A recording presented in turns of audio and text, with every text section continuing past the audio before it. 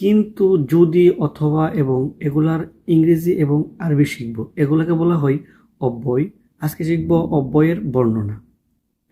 আও বা ইম্মা, অর অথবা, ইন বা ইজা, ইফ যদি, ওয়াইন আলদো যদিও, লাকিন বা লাকিন বাট কিন্তু, ওয়া বা সুম্মা অ্যান্ড এবং আর, ওয়া ইদান দেন তাহলে, সানিয়ান সানিয়ান এগেইন আবার, হিনা হিনা সাচ যেমন, কা বা কামা হেয়ার এখানে, মিন ফ্রম হতে, ওয়া ইল্লা আদারওয়াইজ নতুবা।